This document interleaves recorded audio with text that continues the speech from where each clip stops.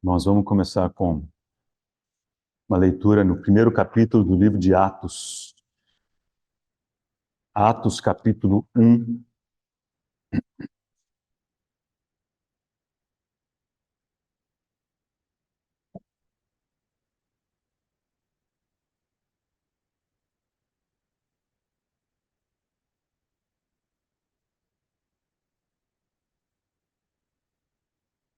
Leiamos os primeiros 11 versículos de Atos, capítulo 1.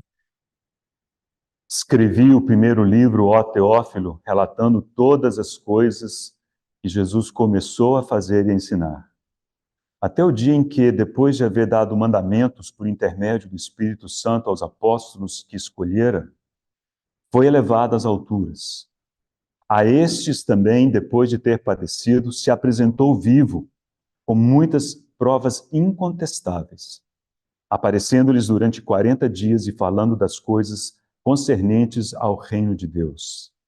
E comendo com eles, determinou-lhes que não se ausentassem de Jerusalém, mas que esperassem a promessa do Pai, a qual disse ele: de mim ouviste. Porque João, na verdade, batizou com água, mas vós sereis batizados com o Espírito Santo não muito depois destes dias. Então os que estavam reunidos lhe perguntaram: Senhor, será este o tempo em que restaures o reino a Israel? Respondeu-lhes: Não vos compete conhecer tempos ou épocas que o Pai reservou pela sua exclusiva autoridade. Mas recebereis poder ao descer sobre vós o Espírito Santo, e sereis minhas testemunhas, tanto em Jerusalém como em toda a Judéia e Samaria e até aos confins da terra. Ditas essas palavras, foi Jesus elevado às alturas à vista deles, e uma nuvem o encobriu dos seus olhos. E, estando eles com os olhos fitos no céu, enquanto Jesus subia, eis que 2 varões vestidos de branco se puseram ao lado deles e lhes disseram: Varões galileus, por que estáis olhando para as alturas? Esse Jesus que dentre vós foi assunto ao céu, virá do modo como o viste subir.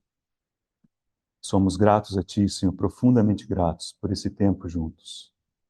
Pela realidade, Senhor, da Tua vida, pela realidade da Tua mesa, porque o Senhor nos permite ver o Senhor, tocar no Senhor, ouvir o Senhor. Senhor, e reconhecemos de que só o Senhor é aquele digno de nos conduzir, de nos atrair, de falar ao nosso coração, de nos impressionar com a Tua pessoa, Senhor, de nos impressionar com a Tua palavra. E esse é o nosso pedido nessa manhã, e no tempo que ainda estamos juntos, o Senhor fale ao coração das crianças, o Senhor fale ao nosso coração por intermédio da Tua palavra. Conduze-nos, Senhor, e atrai-nos para a glória do Senhor. Pois oramos em nome de Jesus. Amém. Bom, já tem um bom tempo que a gente não considera o assunto do Espírito Santo, temos estudado esse assunto, temos procurado conhecer os textos que tratam do Espírito Santo, para conhecermos mais a sua pessoa, o seu ministério, o que ele faz, né, como que ele nos conduz. E nós paramos mais ou menos no seguinte ponto. Dividimos, a gente pode dizer, essa história em 3 períodos. O período do Antigo Testamento, o período do Novo Testamento, epístolas, e existe um período de transição, que é o que fica entre esses 2 blocos. Esse inclui os evangelhos, mas mais principalmente do dia de Pentecostes até o período que a gente tem nas epístolas, porque quando o Espírito Santo foi concedido, né? Então, saímos de uma realidade em que o Espírito Santo estava com aqueles que pertenciam a Deus, para uma fase em que o Espírito Santo passaria a estar em aqueles que creram no Senhor. Então, claro, existe um período de transição. E muitas confusões que existem por aí é não perceber que o que há no livro de Atos é um período de transição. Então, nós conversamos a respeito disso, vimos alguns desses textos, nem todos, ficou faltando um. E o que eu gostaria de fazer, começando hoje, é voltarmos a esses textos de transição, aí vamos aproveitar e voltar no que ficou faltando, né? Esse nós conseguiremos ver hoje, mas com a seguinte preocupação. Começamos a olhar e observar as expressões que o Novo Testamento utiliza para se referir à operação do Espírito Santo para com aqueles discípulos. Okay? Então, muitas vezes a gente lança a mão de alguns termos, são todos termos bíblicos, mas nós não fazemos de forma muito criteriosa. E a palavra de Deus é muito criteriosa, né? Então, a ideia é, nesse afã de estudarmos o assunto, olharmos com cuidado como que a Bíblia utiliza alguns termos. Hoje veremos dois. Um deles a gente mais ou menos já viu, o outro ainda não. E esses dois termos já foram pronunciados pelo próprio Senhor nesse texto que acabamos de ler. Okay? O que já consideramos, e vamos passar rapidamente por ele hoje, e próxima vez eu não vou conseguir fazer isso tudo hoje, é o que aparece no versículo 5. Né? O Senhor disse sim, olha, porque João, na verdade, batizou com água, mas vós sereis batizados com o Espírito Santo, ou no Espírito Santo, não depois muitos desses dias. Não muito depois daquele momento. Agora, esse momento, que aliás foi o dia em que o Senhor foi assunto ao céu. Vocês lembram que os discípulos aguardaram 10 dias até o dia de Pentecoste, né? E aí o Espírito Santo foi derramado, né? Formando a igreja. Aí começou a igreja. Dizem que esse foi o dia natalício da igreja, né? O Senhor pagou o preço para que isso acontecesse na cruz do Calvário. Ressuscitou, sem o qual também não haveria igreja. Foi elevado às alturas, foi ungido, sem o qual não haveria igreja, mas tendo acontecido isso tudo, todos os elementos estavam prontos para que o corpo de Cristo sobre a terra fosse formado. E isso aconteceu no dia de Pentecostes. E houve também um desdobramento importante no capítulo 10 de Atos, na casa de Cornélio, provavelmente um texto que ficará para a próxima vez. Então, essa expressão, batizados com o Espírito Santo, nós vimos que ele só é utilizado no Novo Testamento, pode procurar, com referência ao dia de Pentecostes e ao dia na casa de Cornélio. Quando a igreja foi formada e quando depois os gentios foram acrescidos àquele corpo de judeus, né? Nessa composição do corpo de Cristo. Está muito bem explicado do ponto de vista doutrinário em Efésios capítulo 2, né? E nós leremos quando formos tocar nesse assunto. Então, esse é o termo batismo com o Espírito Santo. No Novo Testamento se refere a essas ações, né? A ação do Espírito vir e agregar as pessoas formando o corpo de Cristo. A outra expressão aparece no versículo 8. Okay? Então, o que diz? Mas vós recebereis poder ao descer sobre vós o Espírito Santo. Então, temos aqui uma outra expressão. É o Espírito Santo descer sobre. Só esperar os irmãos se reconectarem.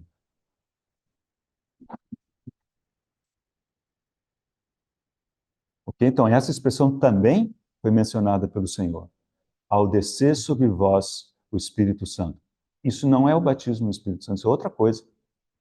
Igualmente importante, né? Com aplicação muito mais ampla, né?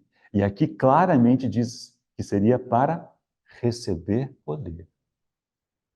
E logo depois, recebe-se poder para quê, né, irmãos? Para display? Né? Não. E sereis as minhas testemunhas em Jerusalém, por toda a Samaria e até os confins da terra. O derramado do Espírito Santo sempre tem um propósito, né? Então, o Espírito Santo vir sobre é uma das expressões que eu quero considerar com os irmãos nessa manhã de forma mais específica. Bom, essa expressão, com respeito ao Espírito Santo, aparece 17 vezes no Novo Testamento. Okay? Então, a divisão é mais ou menos a seguinte, mais ou menos não. É a seguinte, 9 vezes nos Evangelhos. E dessas 9 vezes, 7 com respeito ao Senhor, 1 com respeito a Maria, 1 com respeito a Simeão, as outras 7 com respeito ao Senhor.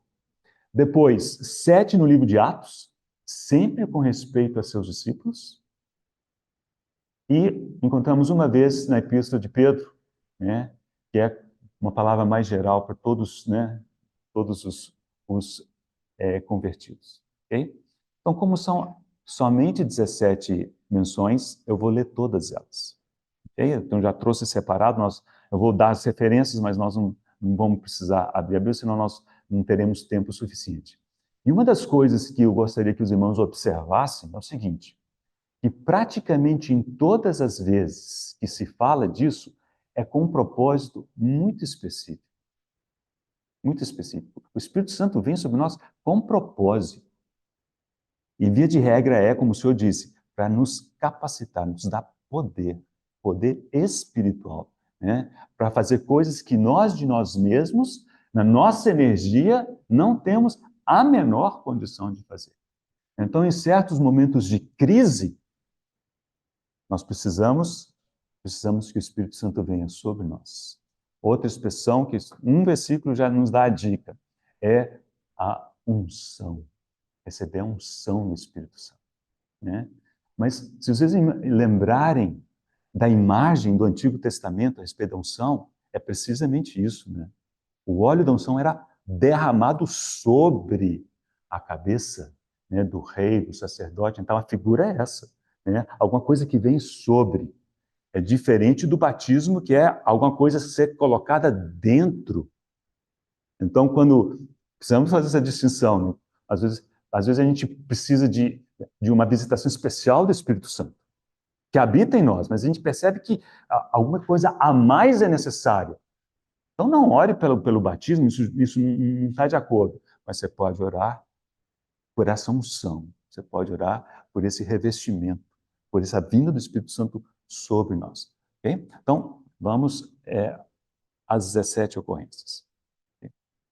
Eu vou mencionando os versículos, fica na gravação, e os irmãos que anotarem podem fazer. O primeiro diz respeito ao batismo do Senhor. E esse batismo ele é relatado nos 3 evangelhos sinóticos, Mateus, Marcos e Lucas. E os textos são muito parecidos. Então, vou ler apenas um, que é o relato de Mateus. Desbatizado Jesus, saiu logo da água, e eis que se lhe abriram os céus, e viu o Espírito de Deus descendo como pomba, vindo sobre ele. Está aí a palavra, vindo sobre ele.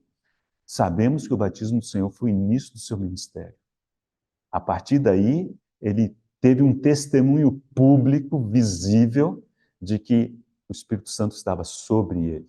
O testemunho que João mencionou lá no Evangelho de João, nós vamos chegar nesse texto. Né? Então, no caso do Senhor, o Espírito veio para, vamos colocar assim, para capacitá-lo ao ministério, seu ministério público.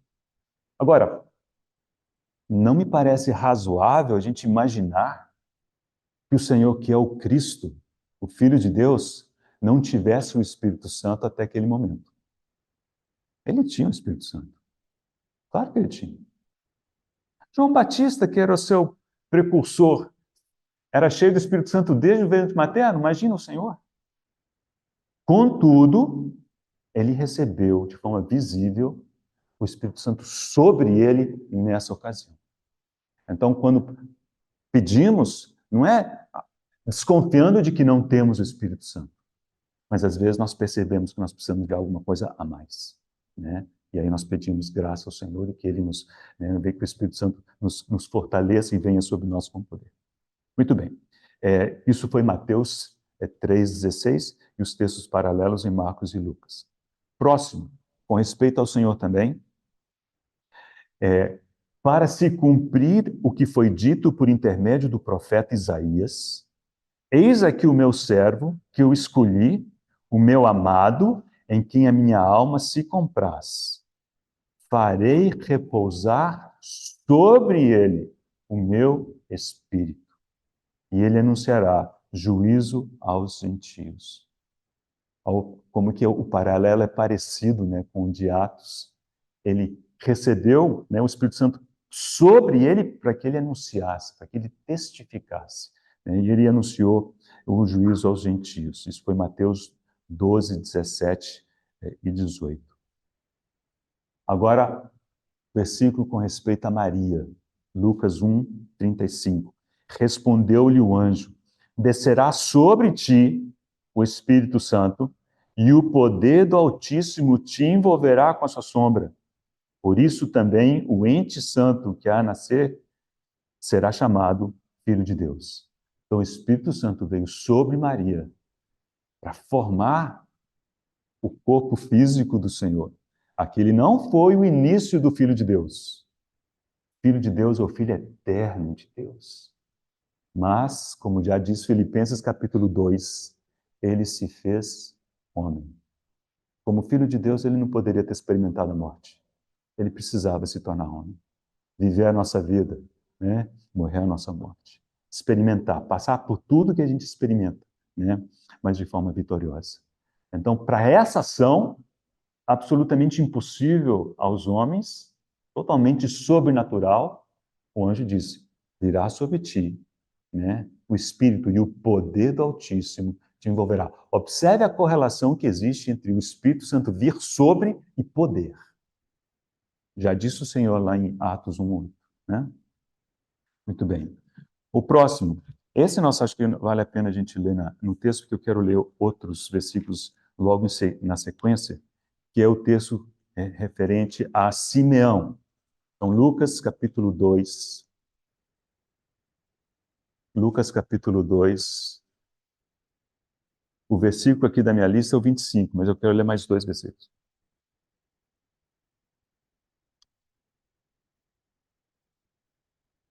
Havia em Jerusalém um homem chamado Simeão, homem este justo e piedoso, que esperava a consolação de Israel. O Espírito Santo estava sobre ele. Agora, que curioso. Estou vendo um dedinho aparecer ali.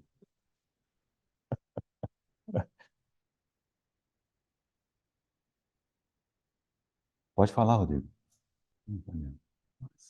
Dá, falar. Agora, vamos observar as consequências do fato desse homem, né, ter o Espírito Santo sobre ele. Lembrando que esse versículo é antes do Pentecoste, né? Possivelmente, se fosse depois, aqui nós leríamos que ele era cheio do Espírito. Okay? Bom, mas o que diz o versículo 26? Revelar-lhe o Espírito Santo.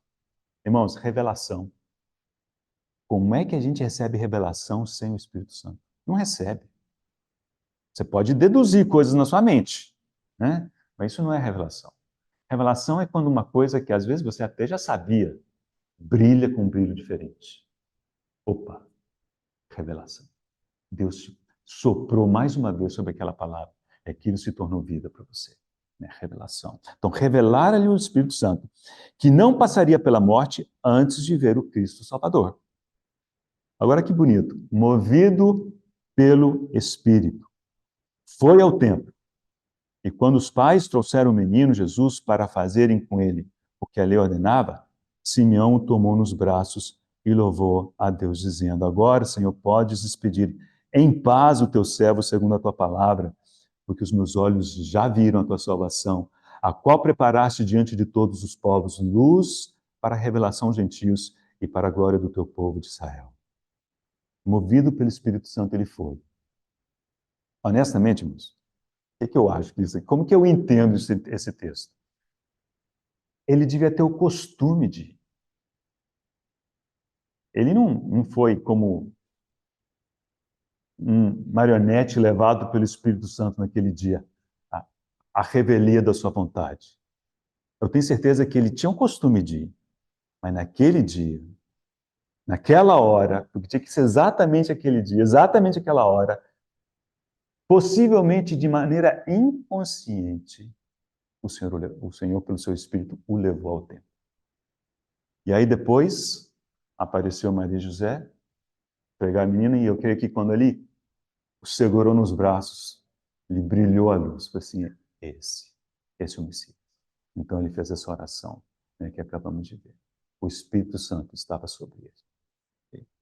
Então, já falamos dos únicos dois, né, sobre quem estava o Espírito Santo, conforme o relato nos Evangelhos, Maria e Simeão. Então, voltamos à lista, Lucas 4. Essa aqui foi uma palavra do Senhor logo no início do seu ministério, quando ele voltou para a sinagoga em Nazaré, a qual ele costumava ir, né? E ele tomou o rolo da mão de quem estava ali à frente, leu aquela profecia e disse: o Espírito do Senhor, essa é a profecia de Isaías, o Espírito do Senhor está sobre mim, pelo que me ungiu.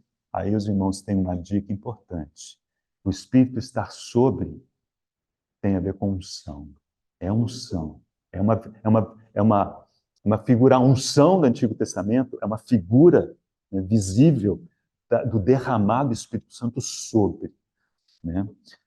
Agora, pelo que me ungiu, para. Sempre tem um propósito. E esse propósito tem a ver com o propósito de Deus. Não tem a ver com para você se sentir bem, para você se sentir forte, para você se sentir legal, para você se sentir aceito, para você se tornar visível. Nada disso. Nada disso.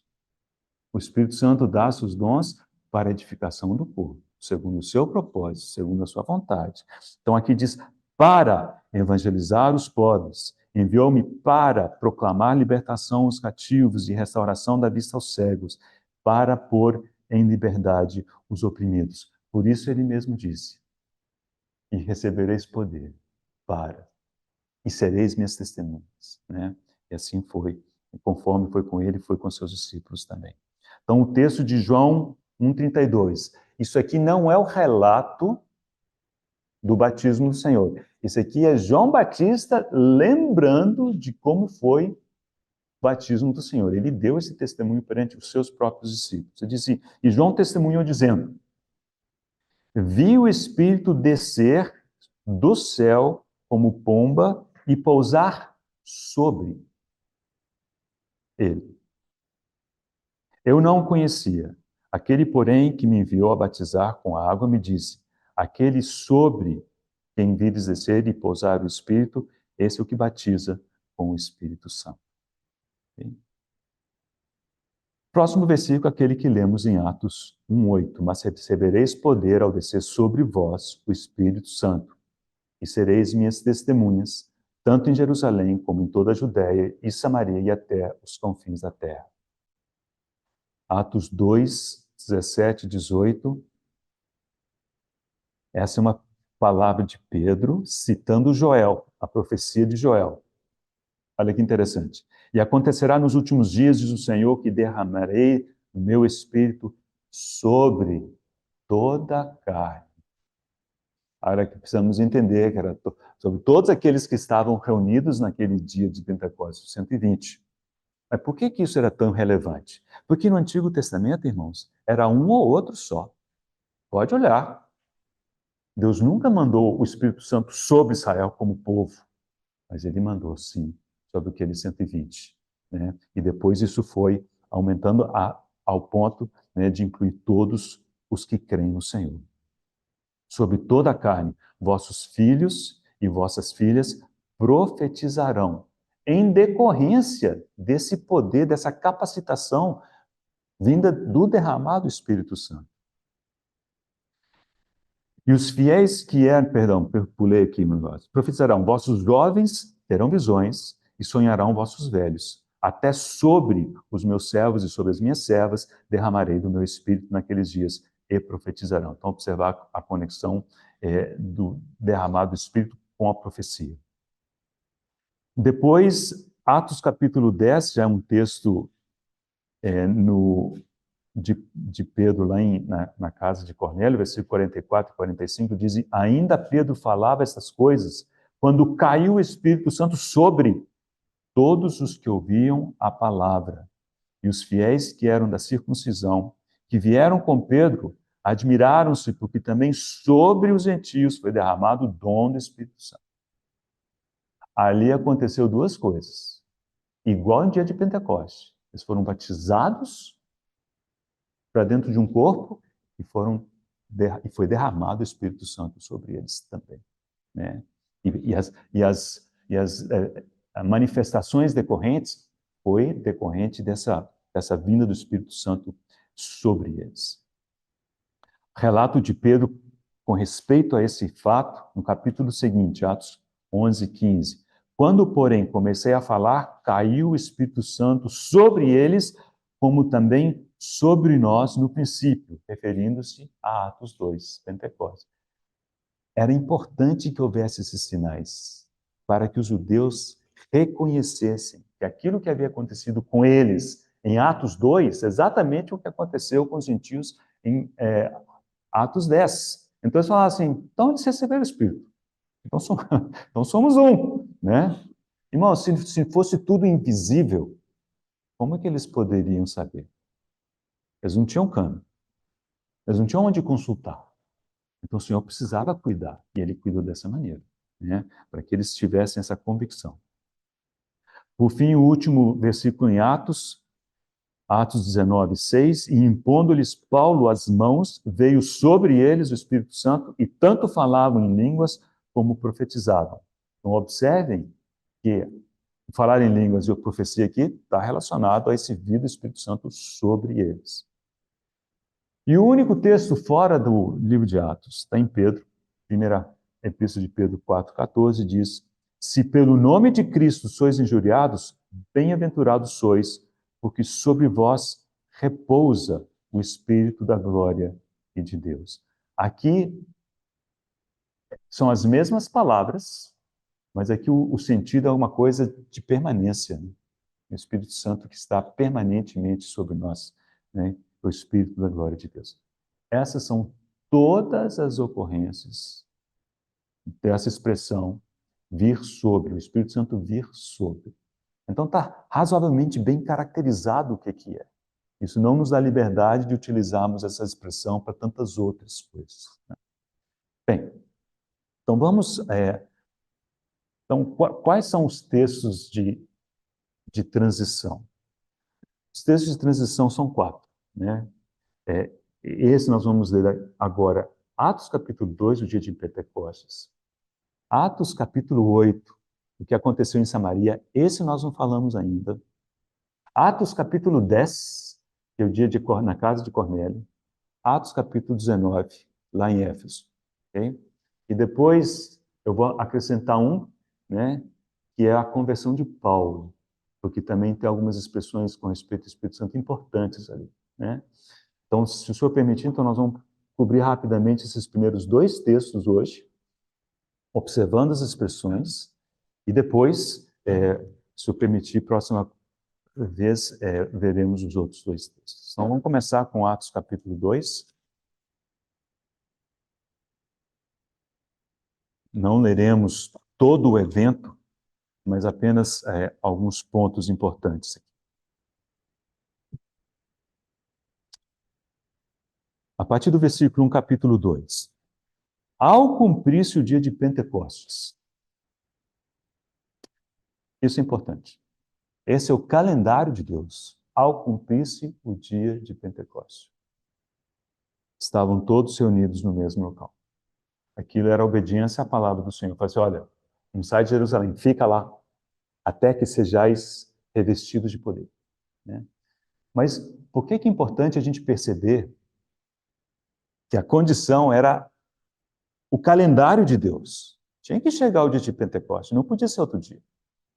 Então, não era em reconhecimento de que eles haviam obedecido, não era porque eles estavam juntos, não era porque isso, porque aquilo outro.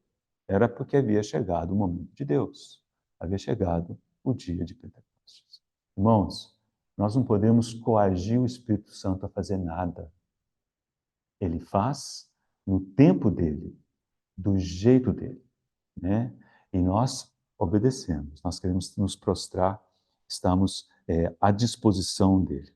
Então, o que aconteceu? Estavam todos reunidos no mesmo local.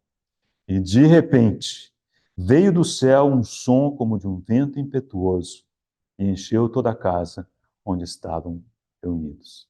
estavam assentados. Eu acho que esse é o momento do batismo, porque eles ficaram imersos no vento. Eles estavam sentados aqui como nós, o vento encheu o lugar, é como se eles estivessem imersos no vento. E esse é o conceito de batismo. Quando a gente é batizado, a gente fica imerso de água, né? Na água. Aqui eles foram imersos no vento. Mas o texto prossegue. São coisas que aconteceram ao mesmo tempo, mas penso eu que são coisas diferentes.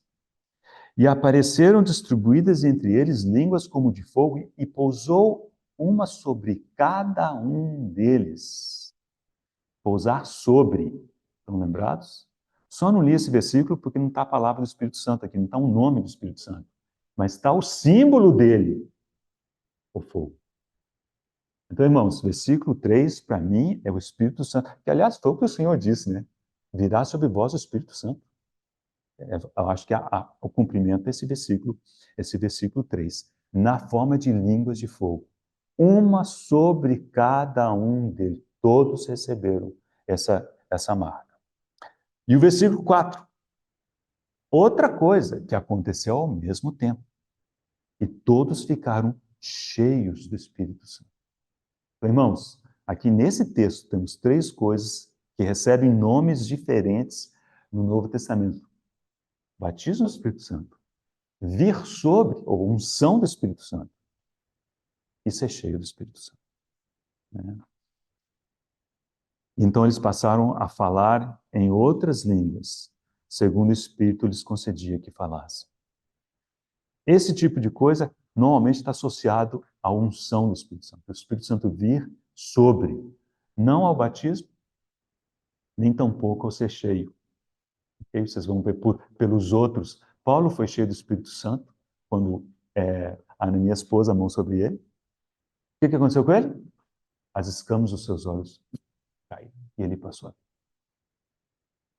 Ele não diz que ele falou. Ele falava línguas, ele menciona isso em 1 Coríntios. Mas naquele momento que ele foi cheio do Espírito Santo, ele não mencionou línguas, ele não falou em línguas. Então você vê que essas coisas, nessa conexão, pode acontecer, pode não. Agora, normalmente, quando fala de vir o Espírito Santo com poder sobre, aí temos sinais.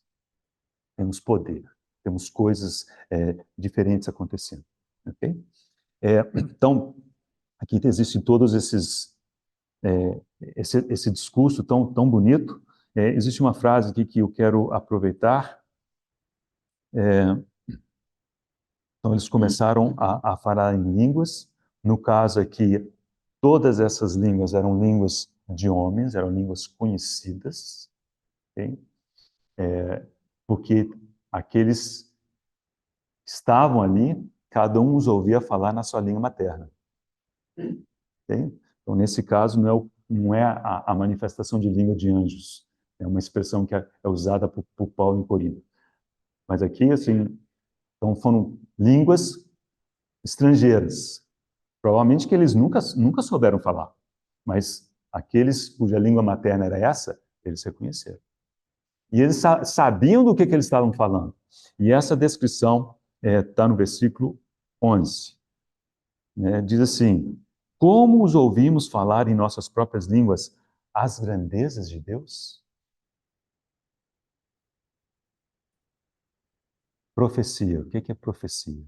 O seu conceito mais amplo é falar as grandezas de Deus. Quando Pedro citou a profecia de Joel, e acontecerá nos últimos dias, versículo 17, diz o Senhor que derramarei do meu espírito sobre toda a carne, foi o que aconteceu, vossos filhos e vossas filhas profetizarão. Eles declararão as grandezas de Deus. Né? A gente muitas vezes limita a profecia à predição do futuro. Inclui isso também, mas é muito mais do que isso. Né? É declarar as grandezas de Deus. Né? Isso. Então, toda vez que a gente entender profetizar, eu acho que é por aqui. É declarar as grandezas de Deus. Será que eles ficaram falando o que ia acontecer no futuro? Talvez tivesse acontecido, talvez não, mas me parece, porque aqui está explícito. Eles falam assim, como assim? Nós os ouvimos falar as grandezas de Deus nas nossas próprias línguas. Então foi isso que aconteceu nesse trecho. Outra coisa importante, a gente tem que tirar dessa experiência, já está mais para o final do capítulo, versículos 37 e 38.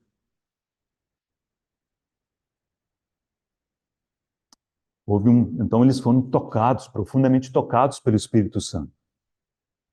E eles perguntaram a Pedro. Então a pergunta aparece no versículo 37. Ouvindo eles estas coisas, compungiu-se-lhes o coração e perguntaram a Pedro e aos demais apóstolos: que faremos, irmãos?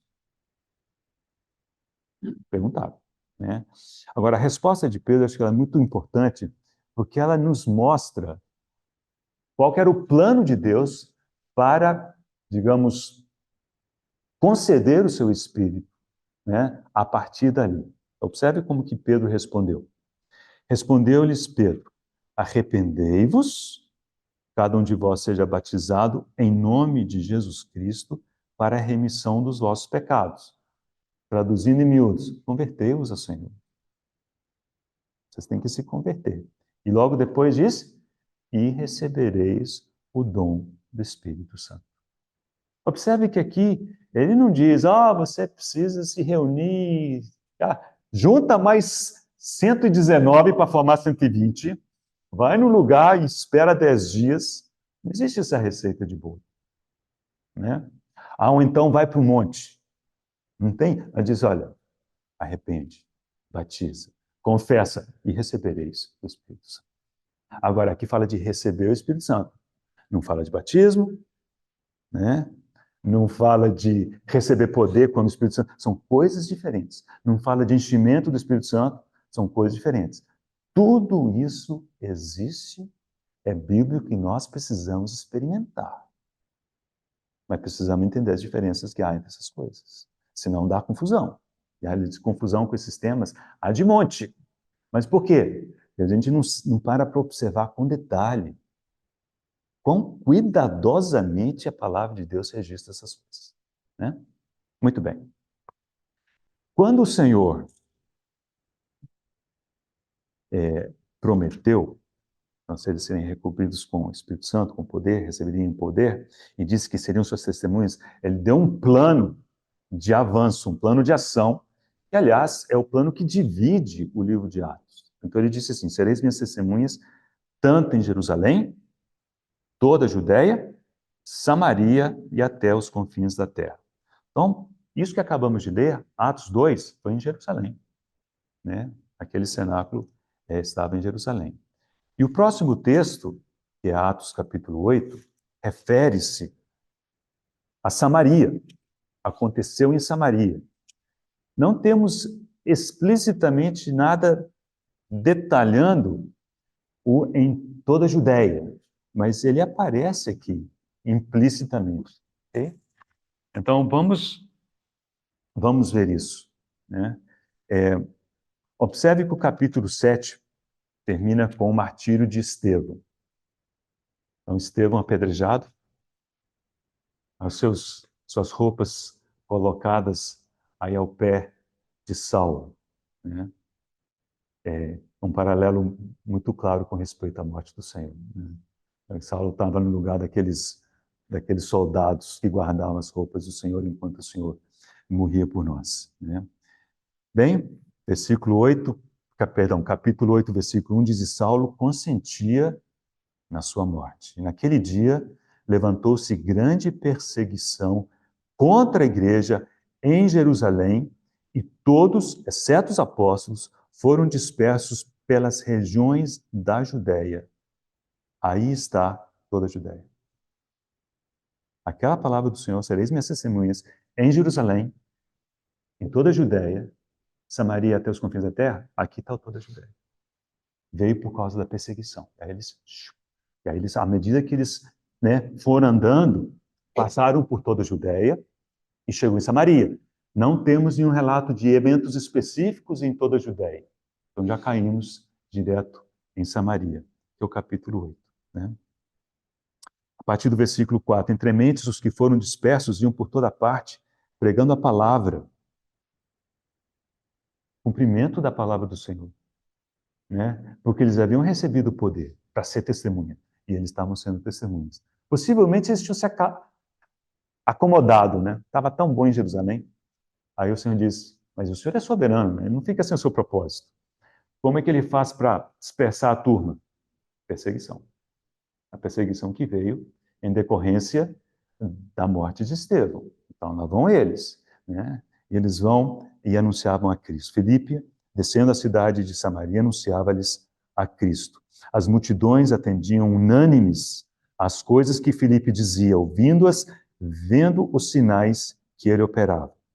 Pois os espíritos imundos de muitos possessos saíam gritando em alta voz, e muitos paralíticos e coxos foram curados. E houve grande alegria naquela cidade.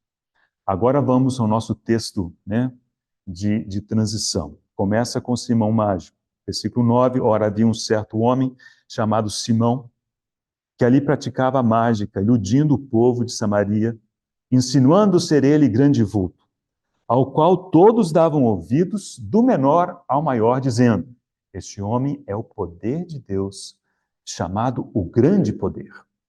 Aderiam a ele porque havia muitos o iludira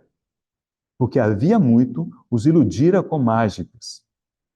Quando, porém, deram crédito a Filipe, que os evangelizava a respeito do reino de Deus e do nome de Jesus Cristo, iam sendo batizados, assim homens como mulheres.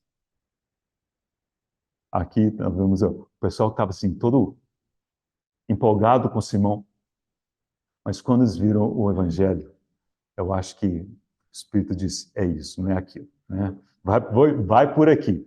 Então, pronto. Né? Eles começaram a ser batizados, assim, homens como mulheres. E aqui diz assim, o próprio Simão abraçou a fé, tendo sido batizado, acompanhava Filipe, de perto, observando extasiado os sinais e grandes milagres praticados. Ouvindo os apóstolos que estavam em Jerusalém, que Samaria recebera a palavra de Deus, então a palavra de Deus, enviaram Pedro e João, os quais, descendo para lá, oraram por eles para que recebessem o Espírito Santo. Porquanto não havia ainda descido sobre nenhum deles, mas somente haviam sido batizados em nome do Senhor Jesus. Então, esse é o fato relatado aqui. Muitos tomam isso daqui para dizer o seguinte: está vendo? Não basta você crer no Senhor. Não basta se arrepender. Não basta confessar, né? Mas nós acabamos de ler em Atos 2 que Pedro diz assim, e recebereis o Espírito Santo, né? Mas esse aqui é um texto de transição. Pedro estava olhando lá para frente. Aqui eles não haviam recebido o Espírito Santo. Pedro e João foram enviados para que, ao imporem as mãos, recebessem o Espírito Santo. E foi o que aconteceu.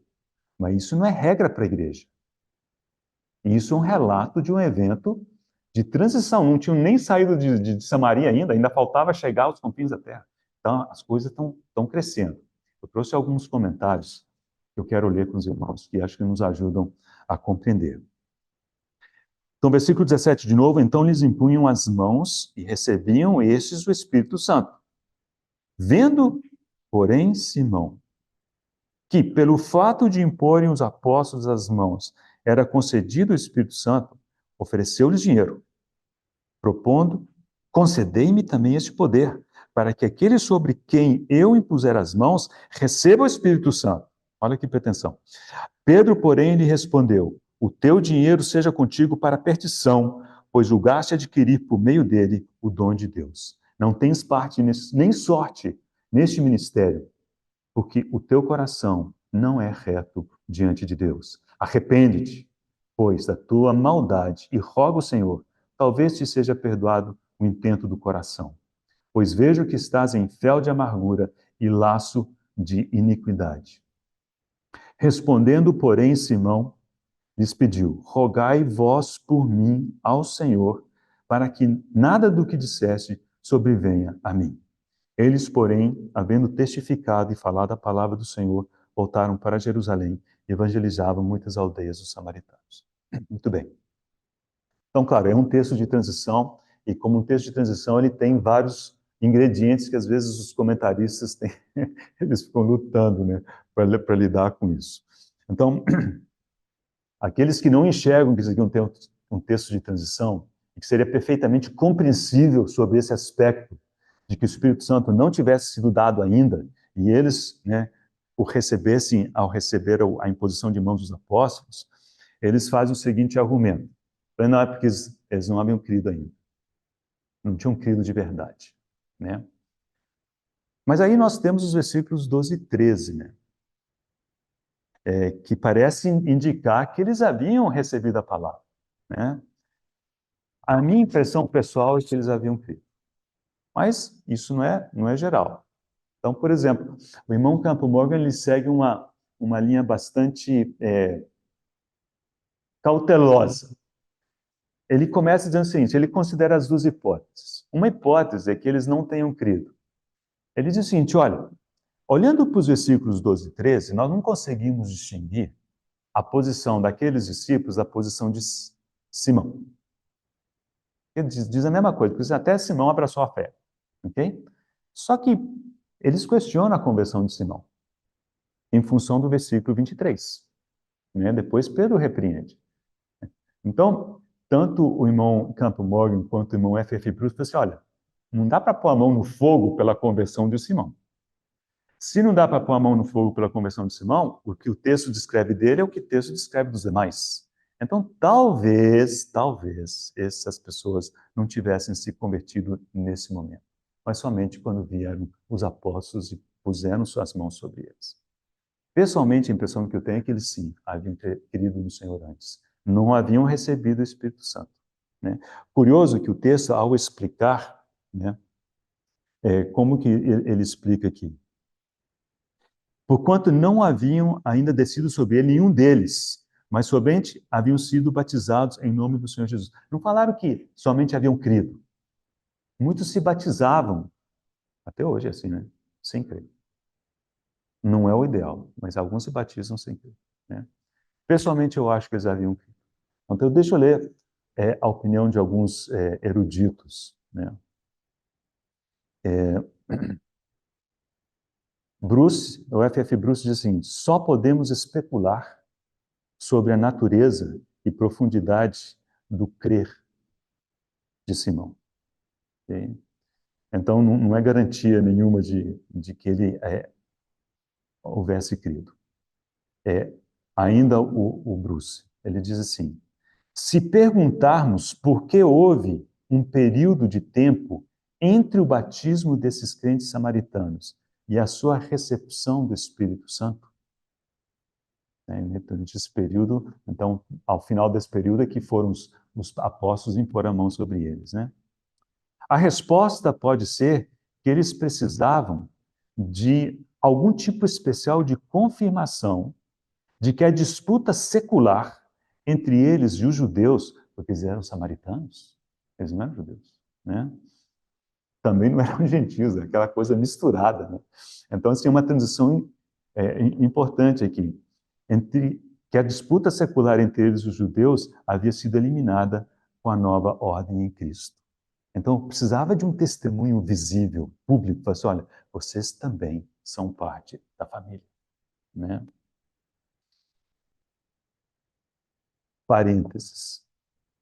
Ora, se a gente questiona por que houve um período entre o crer deles e o batismo, por que a gente não faz a mesma pergunta com respeito àqueles 120 que estavam reunidos no cenáculo? Para todos eles, isso também é verdade. Eles já haviam crido e não tinham recebido o Espírito. Né? Receberam no dia de Pentecostes. Então, houve também um tempo em que eles, tendo crido, não haviam ainda recebido o Espírito Santo. Mas é claro, alguém pode contra-argumentar e dizer o seguinte: mas aqui, Pentecostes já tinha acontecido. Mas é curioso, fiquei pensando, né? Então, o Espírito Santo desceu sobre aqueles 120. Mas como é que ele foi chegando para todos os demais, né, que haviam crido? Isso é um mistério. Alguns relatos nós temos aqui. E esses aqui de Samaria me parece que um deles, né? Mas aos poucos eles foram recebendo o Espírito Santo. Então precisamos entender que esse é um período de transição. Mas quando chegamos às epístolas, em que quando todos os novos convertidos, tudo isso já havia acontecido, né? Ao se converterem, haviam recebido o Espírito Santo, como disse Pedro que ia acontecer. Arrependei-vos, né? Sede batizados, remissão dos seus pecados e recebereis o Espírito Santo.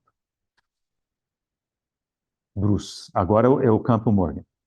Campbell Morgan, ele começa dizendo o seguinte, olha, nós não sabemos se eles haviam se convertido, porque a mesma coisa que é dito deles é dito de Simão, e Simão, né, a gente tem algumas dúvidas, né?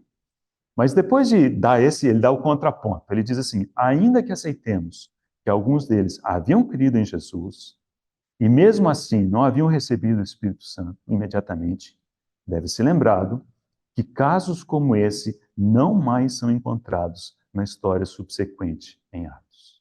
Ou seja, é um período de transição. Foi escrito para o nosso ensino. Nós não podemos pegar esses textos e fazer disso uma regra, né? No período, né, na dispensação em que a gente vive. Comentando a respeito desse texto, o A.T. Pierson escreveu o seguinte, que é significativo, esse relato é significativo, né? E marca um novo e diferente estágio na história, nos atos do Espírito Santo. Deixa eu explicar isso. Ele escreveu um livro, o título é assim, Os Atos do Espírito Santo.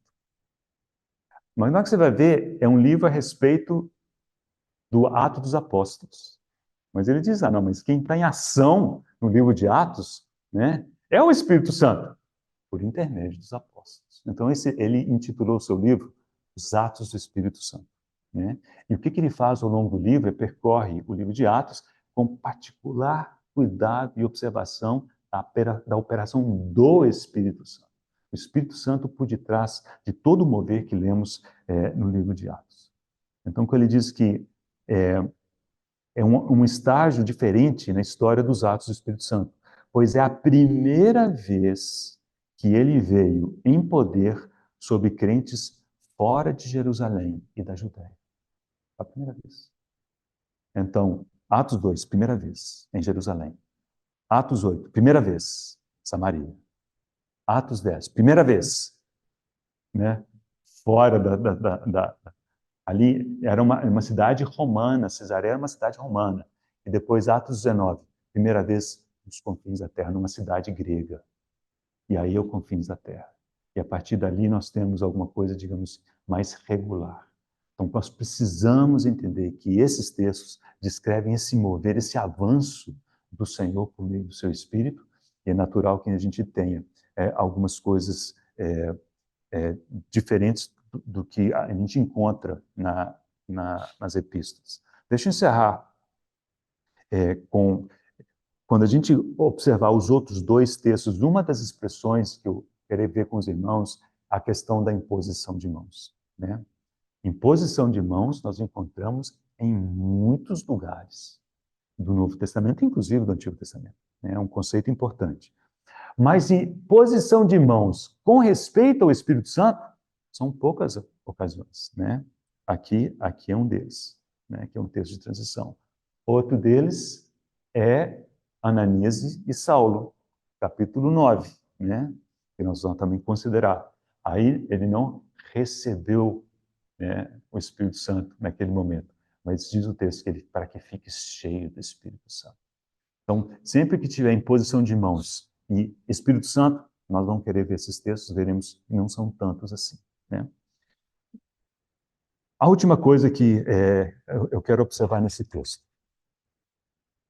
A gente pode imaginar, assim, bom, então o Espírito Santo, eles receberam o Espírito Santo, será que eles manifestaram algum tipo de sinal que servisse, né, de testemunho de que eles tinham recebido o Espírito Santo?